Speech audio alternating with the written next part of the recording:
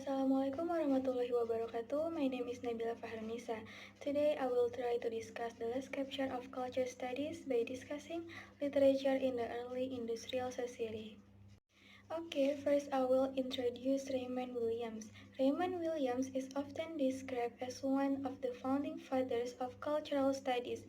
He published a wide-ranging body of literary criticism and social theory, as well as several novels.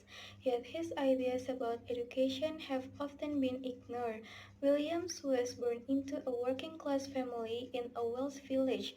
A promising student, he won a scholarship to a leading grammar school and subsequently read English at Cambridge.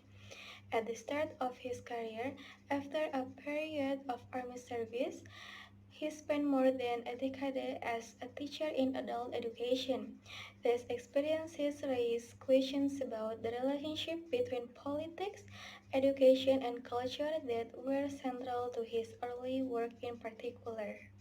Okay, the first material is the context of early industrial society in England. In The Country and the City, Raymond Williams analyzed image of the country and the city in English literature since the 16th century, and how this image become central symbols for conceptualizing the social and economic change associated with capitalist development in England. Williams debunks the notion of rural life as simple, natural, and unadulterated living, an image of the country as a golden age. This is, according to Williams, a myth functioning as a memory that dissimulates class conflict, enmity, and animosity present in the country since the 16th century. Williams shows how this imagery is embedded in the writings of English poets, novelists, and essayists. These writers have not just reproduced the rural-urban divide, but their works have also served to justify the existing social order. The city, on the other hand, is depicted in English novel as a symbol of capitalist production, labor, domicile, and exploitation. Okay, the second material is the transition society from feudal agrarian to post-feudal. Basically, what Raymond Williams wants to do is observe how the transition from an agrarian feudal society to a post-feudal agrarian society. So at the end of 18th century to the beginning of the 19th century, they were still an agrarian society, but the circulation of the agrarian patterns or agriculture was changed to industry. At first, they were very agrarian, but they were employed by the aristocrat. As it is known that the lands in England are all owned by the royal family, which means all the land is not rented out, but the farmers are employed there and they have their own working system, namely by selling agriculture products by themselves, and they get a kind of tribute that is not determined. But when they shift to post-feudal agrarianism, the people there were not given land, but they had to rent land because it had become the property of a conglomerate. And this conglomerate then caused problems. So of course, there are lands that are rented out who have the right to regulate the sale, and it is this conglomerate that regulates. The point is that the land is cultivated exactly like factory workers because those who work on it do not have the authority to sell anything. Okay, next, the third material is how does the feudal agrarian society perceive and receive literature? Well, with the entry of literature into industry, the crisis of value resulting from this change occurred in various ways in 18th century literature. It is at this time that literature is said to have something great and creative, as quote from The City and the Country by Raymond Williams. The novel emerged as the most creative from of the time. Okay, the fourth material is how does the capitalist industrial society perceive and receive literature?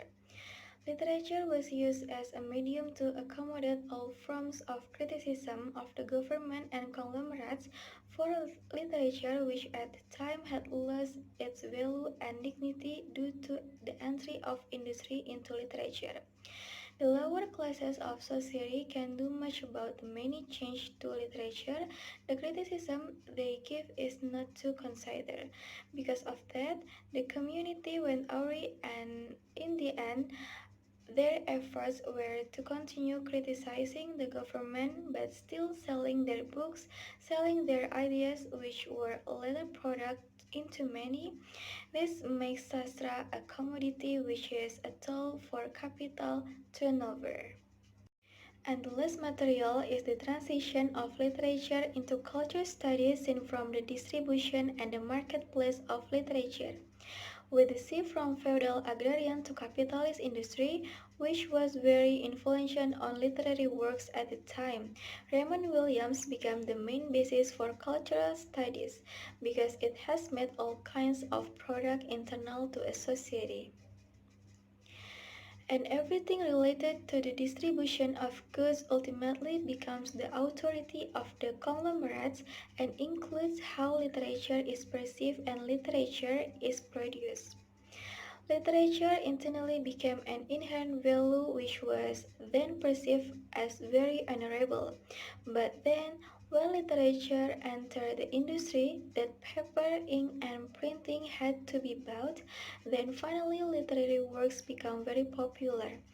On the one hand, this has become widespread and good, but in the end, literature lost its dignity to make people recognize the great and noble values. In the end, it was the taste of this conglomerate that then entered. And there are also works that criticize the government and these conglomerates, but they are trapped in a capitalist vortex that cannot be eliminated. They criticize the conglomerate and the government, but to criticize it so that it will be heard, they finally have to sell the book, have to sell the idea and produce it. But in the end, there is a lot of censors that makes people go awry. This transition then makes capitalism the search of how culture or culture product become very populist.